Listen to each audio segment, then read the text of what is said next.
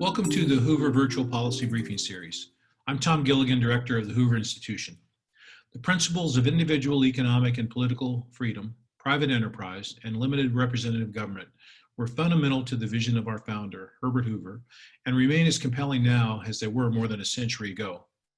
A preeminent research center, the institution has remained steadfast in its commitment to finding solutions grounded in history, data, and logic to the many difficult challenges before us. The dissemination of our work has led to significant impacts on important public policy initiatives here and around the world. These briefings provide an opportunity to hear directly from some of our distinguished scholars on a wide array of domestic and international issues. Thank you for joining us today, and I hope you find value in today's conversation. As a reminder, we will be taking questions, and I encourage you to submit yours using the Q&A button located at the bottom of your screen. Today's discussion is entitled Spies, Lies, and Algorithms with Amy Zegart. Amy is a senior fellow at the Hoover Institution, where she directs the Robert and Marion Oster National Security Affairs Fellows Program. She is also a professor of political science at Stanford University and a contributing editor to The Atlantic magazine. She previously served as co-director of the Stanford Cyber Policy Program. She served on the Clinton administration's National Security Council staff and as a foreign policy advisor to the Bush-Cheney 2000 presidential campaign. Amy is an award-winning author and has been featured by the National Journal as one of the 10 most influential experts on intelligence reform. Amy, welcome and thanks for joining us today. Thanks for having me, Tom. Amy, the intelligence community and the various parts of it have been discussed ad nauseum in the press and in the public for the past 3 or 4 years. You know, and frankly, there's a lot of distrust and myth about the intelligence what the intelligence agencies actually do, and that could hurt, of course, our national security. Why is this such an important inflection point for the intelligence community in the United States? You're right, Tom. Everyone always says it's a time for reform of the intelligence community, but this time it's really true. You know, shortly after 9/11, I was interviewing a number of intelligence officials, and one of them said something that I always remembered. He said his chief worry was that by the time we master the Al-Qaeda problem, would Al-Qaeda be the problem? And he was right. So 20 years after 9/11, what we're seeing is the convergence of two main challenges for the intelligence community, threats and tech. On the threat landscape side, terrorism is still important, but you see a head-spinning array of other challenges. Competition with China, Russia, information warfare. We see rogue states like North Korea, failed states and weak states, non-state actors, cyber threats, and now, of course, we have global challenges like climate change and the pandemic. So the threat landscape is far more complicated than it's been in the past, and that's a challenge for the community. But the second basket of issues I think many people aren't so well aware of, and that is that we've never been at a moment with so many breakthrough technologies at the same time. So we have the explosion of open source information and connectivity with social media and the internet. We have incredible advances in artificial intelligence. We have quantum computing, which could undermine encryption, which is the security of our information online, and biotechnology and a host of other technologies. And together, what all of these technologies are doing is democratizing intelligence. So intelligence used to be a superpower game. Right? The US and the Soviet Union really dominated that space with collecting and analyzing information. Now anybody can get access to a lot of information, whether it's satellite imagery or Twitter feeds. And that's eroding could have the potential of eroding US intelligence advantage in the world. Interesting. So in this democratization of intelligence in a world of ubiquitous information, how much do secrets still matter? Are secrets a part of what our intelligence community does? So secrets are always going to matter, but I think most people might be surprised to know that secrets have never been the majority of information in a typical intelligence product. Even in the Cold War, more than 50% of information in a typical intelligence report came from open source information or things that are in the public domain. They might not be easy to access, but they weren't classified. Today, that open source information is even more important to harness. And just to give you some idea, we think about cell phones, right? So more people this year have cell phones than running water. Right? We are that connected. And think about everyone with a cell phone is an intelligence collector. We take pictures and videos, we post them online, and that's a tremendous source of information. Mm-hmm. We think about surveillance cameras, right? CCTV in major cities. Think about that as a source of information. Yeah. You think about satellite imagery, which used to be controlled by governments, billion-dollar satellites the size of a bus launched by the US and the Soviet Union. Mm-hmm. Well, now middle schoolers are launching satellites into space, right? And literally, they did on a SpaceX launch just a couple of years ago.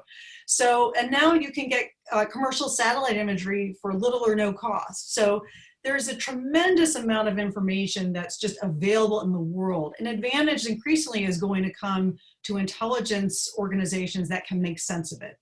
But mm-hmm. secrets still are going to matter. They're always going to matter. And in some areas, they're going to matter a lot. So I'll just give you a couple of examples where you can't get to insight without the secret, right? So Google Earth and commercial satellite imagery can get you really good images now. Mm-hmm. And maybe Google Earth and other satellite companies can tell you about suspected nuclear sites in North Korea. Yeah. But they can't tell you what's inside the building. And they can't tell you what's inside Kim Jong-un's head. Mm-hmm. A lot of intelligence is about trying to ascertain intentions of our foreign adversaries. And secrets are the way to get to that, not open source. Yeah. Similarly, with the Russian election interference information warfare campaign in 2016, right? There was a lot that was openly available. Facebook detected weaponization of social media, for example. But how did the US know that Putin orchestrated this campaign?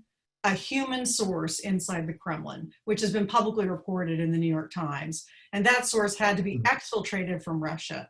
Secrets are always going to matter to get inside the intentions and of leadership. But open source and the ability to understand the insight from open information is going to matter more. Yeah, interesting. So with all this open source and social media and all this publicly available information, what sets the intelligence community 17 agencies apart from, say, CNN or Twitter? What's the new value proposition for the intelligence community today? That's a question, Tom, a lot of people are wondering about. And one of the things that I noticed when I went to Strategic Command in Omaha a couple of years ago was if you go to the battle deck, this is where our nuclear forces are commanded from. If you go to their battle deck, several stories underground, they've got big displays on the wall with classified feeds. When I went there, they also had Twitter streaming right into the battle deck. So that real-time news and social media is getting right into the hands of policymakers. So what's the value proposition of intelligence agencies in this media environment? Yeah. I think it's two things. The first is that the intelligence agencies tailor their information to answer questions that policymakers want answers to. Mm-hmm. So you can query Google and it's going to spit the same answer out for you as it is for me, questions that they anticipate. But the president is going to ask specific questions and the intelligence community has to give him specific answers. And a lot of those questions are really different than what other sources are going to look at. They're contingent questions. I see. If the United States ratchets up pressure in the South China Sea, what are the likely responses from Beijing, for example? Right. If we do this against this country, what will the country's response be? So the intelligence community has unique capabilities to do that. But the second thing that the intelligence community does that nobody else can do is marrying that open source information with secrets, right? It's the synthesis of that information that can really give decision advantage to a policymaker. Nobody else can do that. Yeah, that's amazing. Your answer causes me to ask a question that Patrick placed to us. On a scale of 1 to 100, where would you place the use or importance of intelligence in the formulation of U.S. foreign policies? Boy, I wish I could answer that question definitively. I think it varies by issue, it varies by policymaker, right? And it varies by time. In some cases, intelligence is the pivotal factor. So where it's 100, right? Think about the hunt for Osama bin Laden, right? Yeah. It took a decade. It took all sorts of intelligence gathering and analysis, even from getting eyes on the Abbottabad compound to satellite imagery, when they still couldn't figure out whether the man that they called the pacer walking around his garden, who was tall and thin, was it actually Osama bin Laden, right? And the estimates in the final meeting with the president range from 40%, we think that man is bin Laden, to 95%. So, and it was a funny story. So at one point, the president turns and he says, only 40%?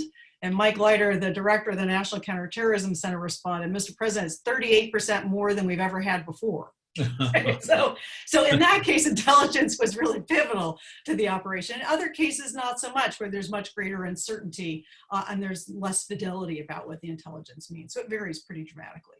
Yeah. And sometimes I guess it matters, but it matters in the wrong way because it's erroneous, like the weapons of mass destruction intelligence.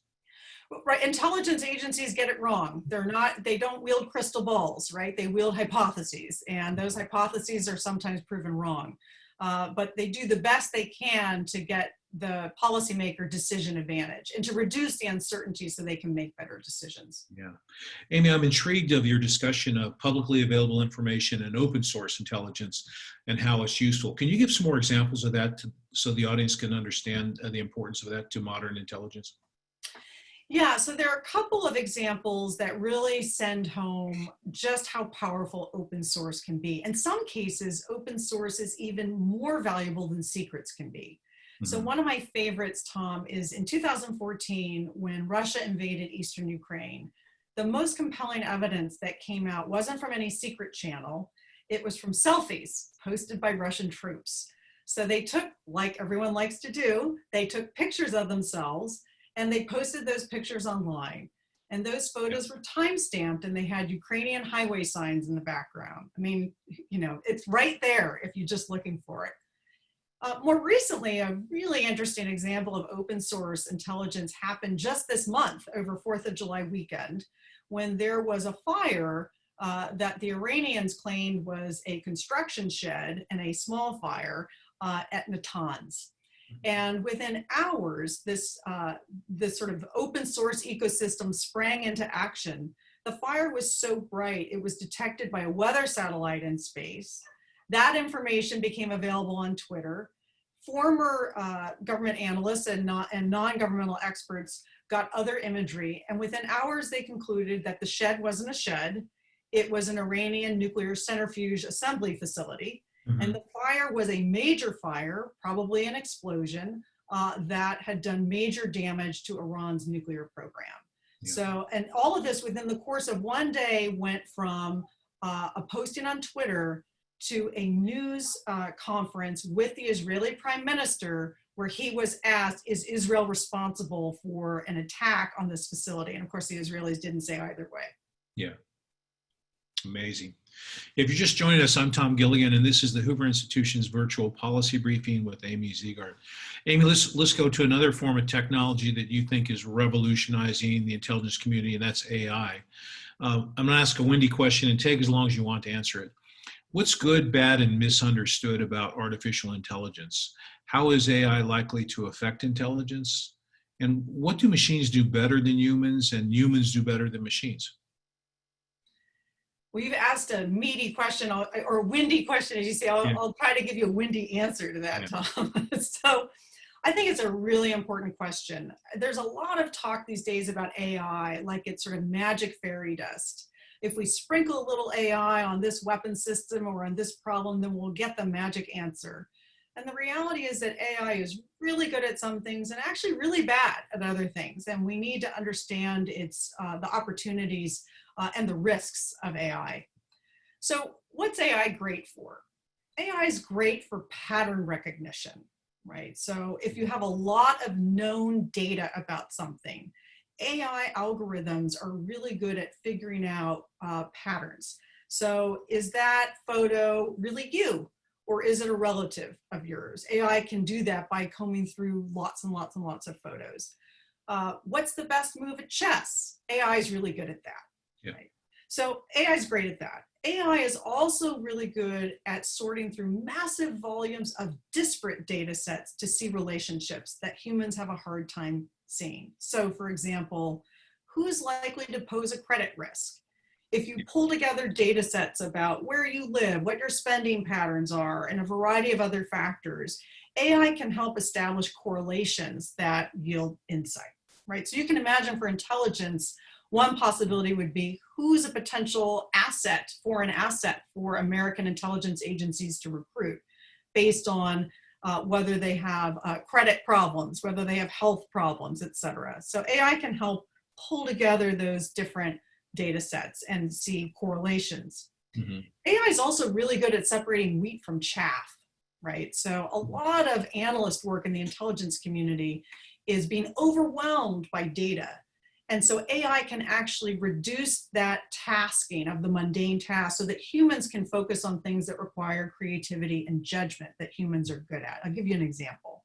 Yeah. A couple of years ago, one of the intelligence agencies established a partnership with the University of Missouri to develop a machine learning algorithm to try to identify surface-to-air missile sites in China.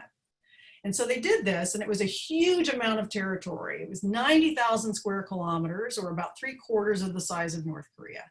And they competed, the humans and the machines. Mm-hmm. And the AI algorithm and the humans, they had about the same accuracy. They identified surface-to-air missile sites over this huge swath of territory with 90% accuracy. Mm-hmm.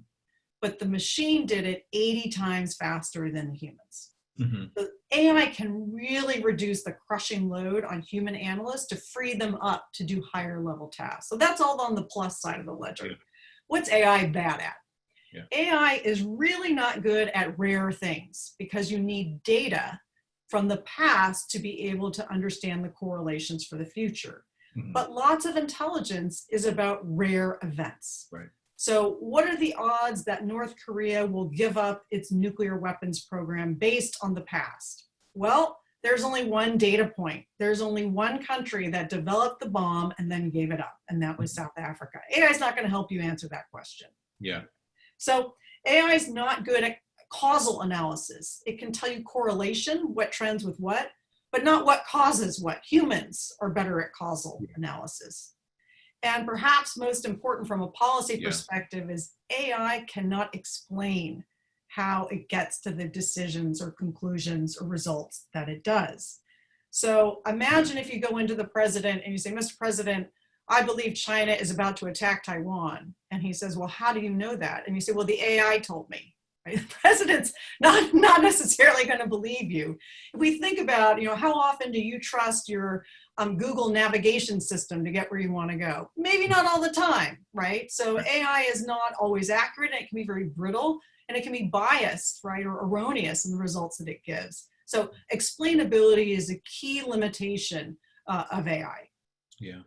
Amy, this reliance on technology in the intelligence community kind of causes people to ask questions about where the intelligence community is going to get the talent to manage the application of these technologies. Maggie asked a great question in this regard. She says, considering the new aspects, challenges of security you've just mentioned, mainly caused by technological development, is it right to say that improving or enhancing civil-military cooperation might be extremely valuable? Oh, yeah, absolutely. In fact, one of the things that I did with one of the National Security Affairs Fellows at Hoover is named Kevin Childs, he's an Air Force officer, cyber warrior. We held a focus group of Stanford undergraduates, and we cataloged what we said was the greatest national security divide hurting the country wasn't Democrat-Republican, it was Silicon Valley and Washington. Mm-hmm. Right? We need to bridge the divide between the tech community out here and policymakers in Washington. So Kevin and I held this focus group of undergraduates to try to better understand how we could bridge this divide.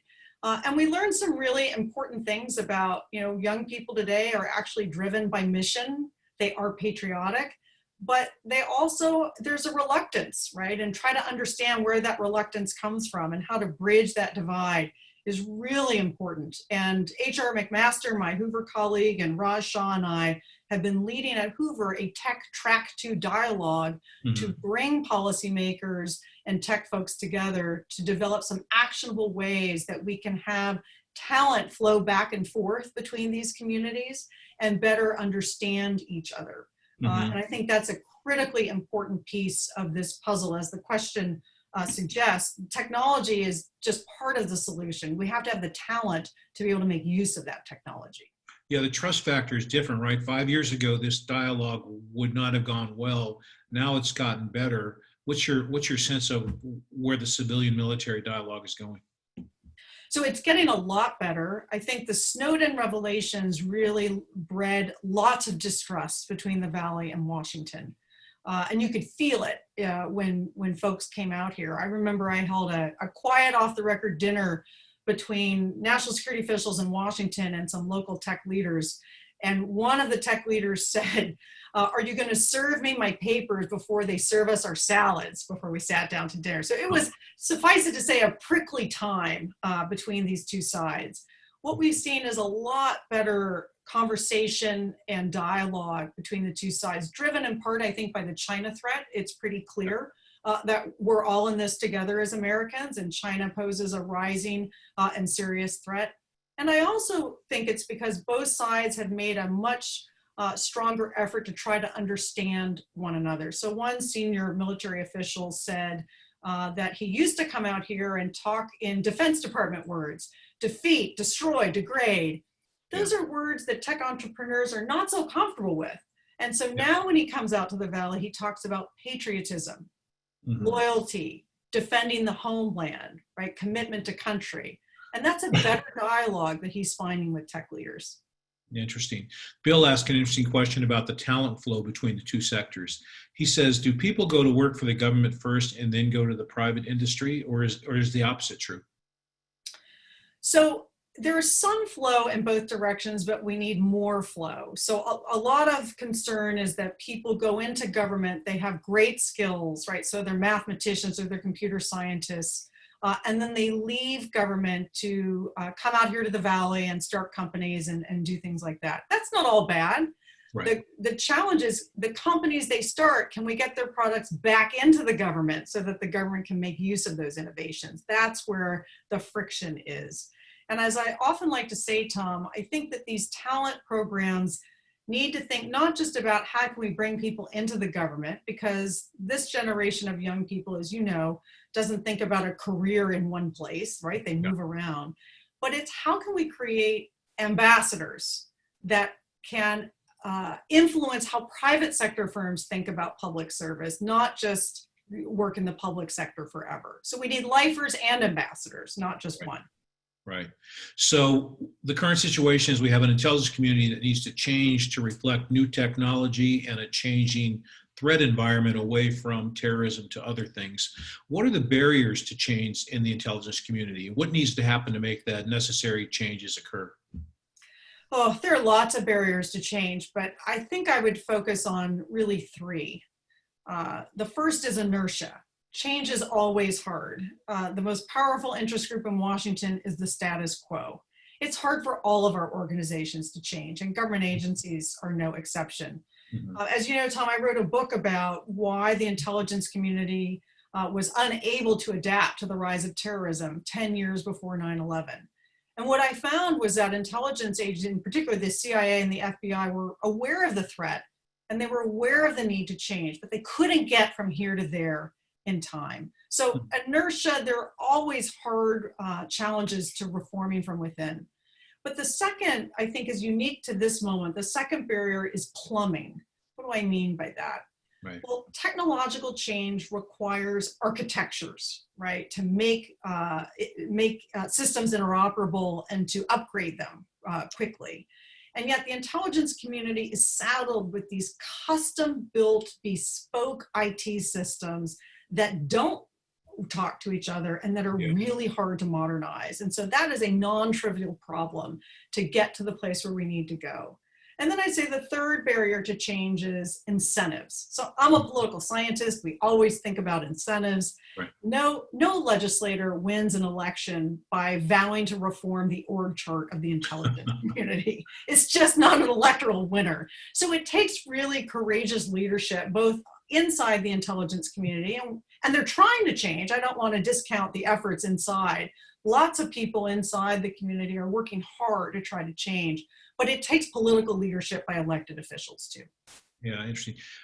Amy, you spent a lot of time researching and working with intelligence agencies. I want you to share with us what you think are the most common myths about the intelligence community. And I want you to start with a question from John. John says the press often refers to the intelligence community as a connected and singular institution. Is it really that monolithic?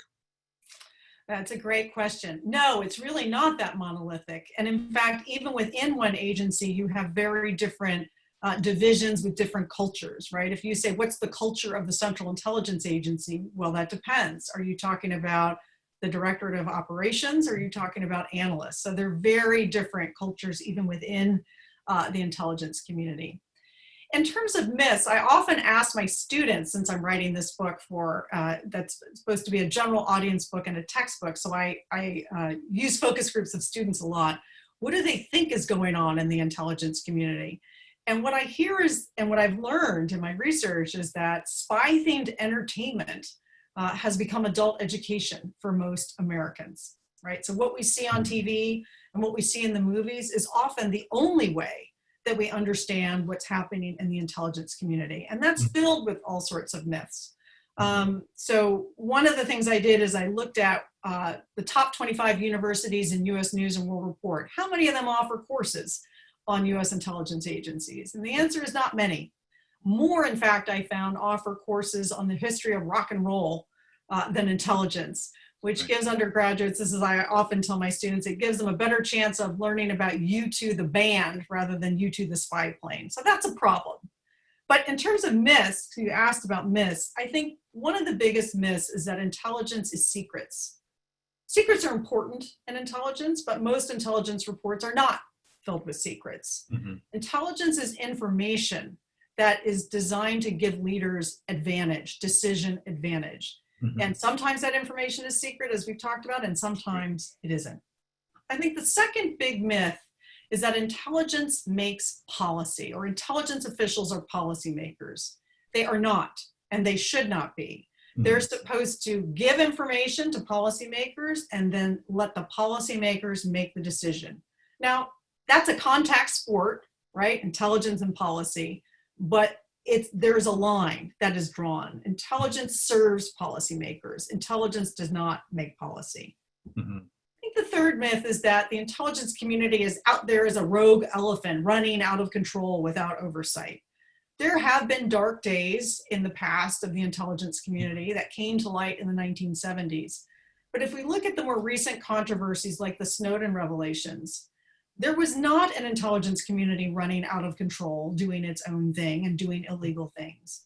The National Security Agency, for example, was found in a bipartisan review to have done nothing illegal with respect to the Snowden revelations. And in fact, NSA programs were briefed regularly to Congress and overseen by a foreign intelligence surveillance court. I think what's going on, and I've done national polling on this too, about trust in the community and oversight. I think what's going on is that the congressional intelligence committees typically oversee behind closed doors. They have classified briefings and they have classified hearings. And the American people are increasingly uncomfortable with that model of oversight for things like NSA programs. And so that behind closed doors oversight model is increasingly coming under strain. Because it's lost its trust with the American voter, or it's become too politicized given the nature of Congress today? I think it's probably both, Tom. I mean, I think you see part of it, it's hard to know what's going on if it's all, and I recognize there are limits to what oversight can be done in public, right? There's only so much that can be publicly shown, but the partisanship doesn't help, right? We're in a hyper-partisan moment in this country. I think the Senate's been working really hard to remain bipartisan. You saw Senators Burr and Warner when they were the chair and ranking of the Intelligence Committee, working really hard to be, as they say, hip to hip with their bipartisan investigation. Unfortunately, we haven't seen that bipartisanship on the House side, and I think it hurts the intelligence community. Yeah.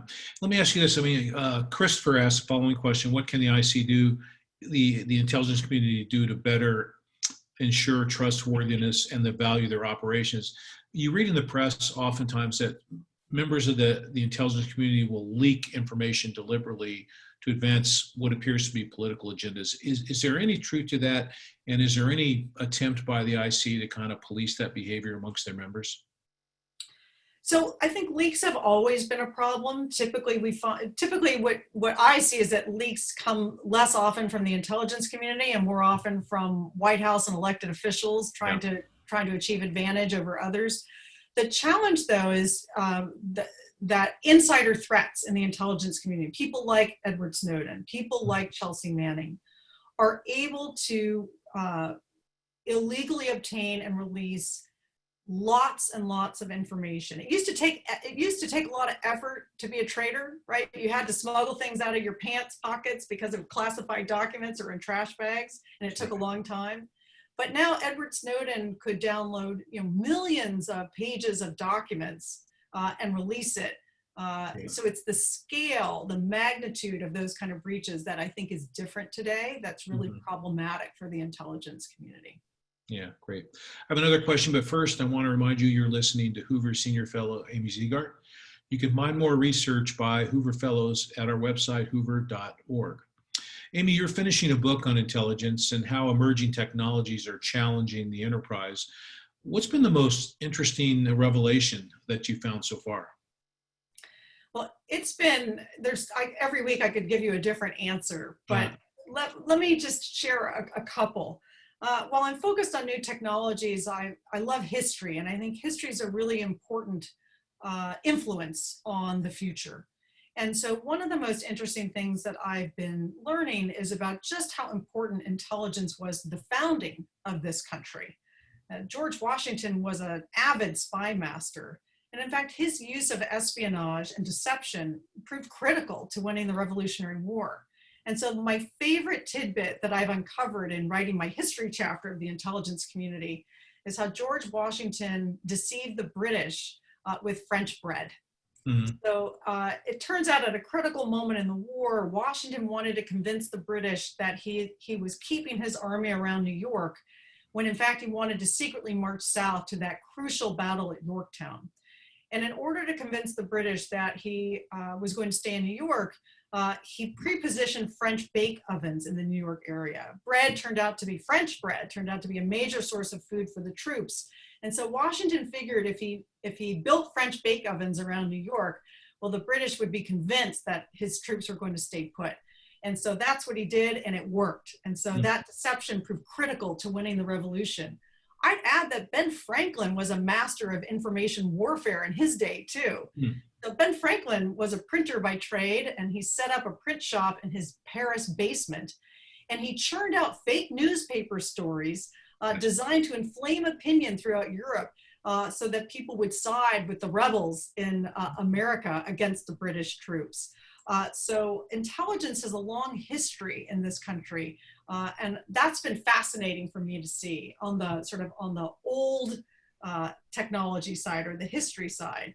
On the new tech side, what I have found fascinating is the application of open source intelligence to nuclear threats. There is a very robust ecosystem, including with some of my colleagues at Stanford, and this ecosystem is using really creative methods to harness open source information, social media, imagery, 3D modeling, to actually track nuclear threats in ways that are revealing new information and sharing information in ways that often US government agencies cannot. And so this is a really exciting ecosystem. It has its own challenges. Once a foreign actor can see that anybody can tell where their facilities are, they do new things to try to hide.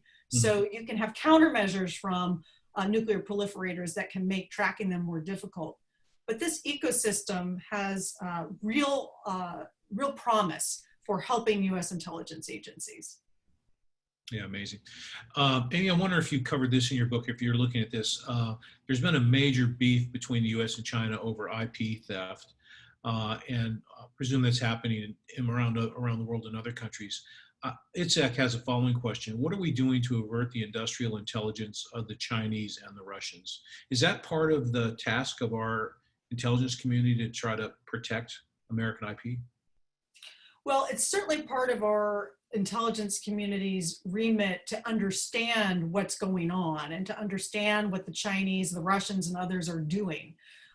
In terms of protecting IP, that's an interesting question, right? Whose job is it? That gets into all sorts of jurisdictional issues with cybersecurity, right? So if you're the CEO of a company, whose job is it to protect your IP? Right. And that's a more difficult issue than you'd imagine. So yes, the intelligence community is and should be very focused on how China in particular is trying to get economic, political, military advantage by infiltrating different communities, by spreading propaganda through places like Confucian institutes, and by stealing intellectual property. But actually defending against those things, that's not what the intelligence community does. Interesting. Amy, you have a question from Sinclair, which is, given COVID-19, what kind of organizational changes should we see in the IC to address future biosecurity threats? And I guess I want to expand that generally. How is COVID affecting the intelligence community, the organization, the way they do their work? So I think COVID-19 is affecting both what the intelligence community is looking at and how the intelligence community is operating. On the what, obviously global pandemic threats are higher on the list now than they may have been in the past. Although the intelligence community, if you look at their annual threat assessments, has actually been warning about the risk of pandemic for several years now. So it is not true that the intelligence community didn't warn about the strategic threat of pandemics. They have warned for quite some time, but I think that's higher on the list now. I think also and I don't know this for a fact, but I would imagine the intelligence community is taking a hard look at what's the impact of COVID-19 on geopolitics. So who's going to be first off the mat when this pandemic ends? Who's going to recover the fastest? And what is the differential impact of COVID-19 on different countries around the world? That's a critical question for the intelligence community to begin to address. So that's the what question. The why, or how the intelligence community is operating, I think is going to be important as well. So because as we all are working from home, we're zooming into this virtual policy briefing, well, the intelligence community has had to do that too. And what that means if you're an employee of an intelligence agency is you don't have access to your classified facility. You don't have access to the same classified computer systems. You've got to figure out how to do your job in much more of an unclassified world. So 85% of the workforce of one of our major intelligence agencies I know spend 2 months or more working from home.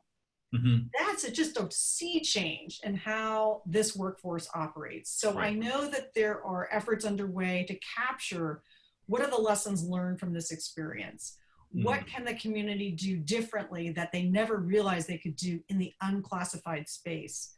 So there's a silver lining to the dark COVID cloud, which is that this is going to force the intelligence community to operate and think about how to operate in the unclassified space much faster than it otherwise would. Interesting. Amy, several of our viewers who are apparently undergraduates at America's universities took umbrage in your characterization that they know more about rock and roll than the American intelligence community. And they ask if you could recommend a book or some reading to help them catch up. It's not their fault, right? It's our fault. We need to be teaching more of these classes. So I did not pay them to raise this question. The reason I am writing this book is that I am going to teach a course at Stanford on these issues, and I wanted to write this book so that other universities could offer classes as well. So the recommended reading would be called Spies, Lies, and Algorithms, coming soon to a bookstore near you. But there are some other readings out there. Mark Lowenthal's written a great book about the sort of basics of the intelligence business. I think one of the hard parts, if you're an undergraduate at a university not offering a class on intelligence, is there's a lot out there that is myth and misperception and really not accurate. If you go on Amazon and you look at all the books out there on the intelligence community, it's awfully hard to tell what the authoritative sources are from the ones that are just sort of peddling half-truths. There are a lot of myths about the intelligence community. There are a lot of conspiracy theories. So it's hard to do it on your own, which is why I think it's even more important that universities offer courses. Just as a side note, Tom, I had a research assistant look at what high school students learn about intelligence. Yeah. And the answer is almost nothing. So if you look at AP exams in US government, we did over the past 10 years, I think there was one question that related to US intelligence operations. So high school students, even in the most advanced AP classes, are actually learning about other parts of the US government, but not the intelligence community. Yeah, amazing. Amy, we're almost out of time, but Carrie asked a question, which is a great wrap-up question, and it's the following. If you had the authority and resources, what's the one or two short-run things that the U.S. could do to materially improve its intelligence community? In other words, is there any low-hanging fruit that we should be picking but are not? Oh, it's a great question. I don't know that this would constitute low-hanging fruit, but I would have, if I could wave my magic wand, I would do three things. First, I would create a new agency dedicated to open source intelligence. And I say that reluctantly because we've talked about the 17 different agencies and how hard it is to coordinate them. But open source intelligence is never going to get the attention and the resources and the respect that it deserves and needs until it's its own standalone agency. Right now, it's inside the CIA. For those of you who are well-versed in military history, that's like having the Air Force be part of the Army. Right? Yeah. The Air Force couldn't be the Air Force when it was part of the Army. There's a reason it was separated into its own service. And now we have aviation and technology in the Air Force getting the attention that it needs. Same thing's true with open source. Secrets reign supreme in the intelligence community, and they always will unless there's a dedicated agency to really focusing on open source. So that's number one. Number two is the human capital piece.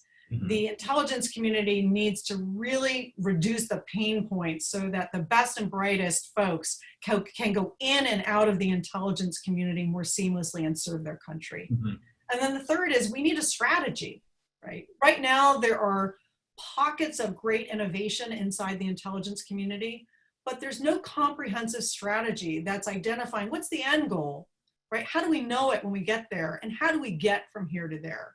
So, new open source center, tackle the human talent problem, and a comprehensive strategy that has the backing of both parties and leadership in Congress and the White House to move forward. Great. Amy, thanks for joining us today. What an interesting discussion. We really appreciate your time. Thanks, Tom, for having me. You bet. I want to remind everybody that our next Hoover Virtual Policy Briefing will be Tuesday, August 4th, at 11 a.m. Pacific Time and 2 p.m. Eastern Time with Andrew Roberts, who will be talking about his new book, Leadership in War. Andrew is a visiting fellow at the Hoover Institution. He's a renowned historian and best-selling author. Before I let you go, I wanted to remind you that there will be another edition of Hoover Capital Conversations discussing policy with policymakers tomorrow, Wednesday, July 29th at 1:30 p.m. Pacific Time and 4:30 p.m. Eastern Time. U.S. Senator Tom Cotton and Hoover Senior Fellow Victor Davis Hanson will be discussing America's challenges abroad at a time of plague, protest, and panic at home. To find out more and to sign up, please go to hoover.org/Capital Conversations. Again, thank you for joining us today, and I hope to see you next time.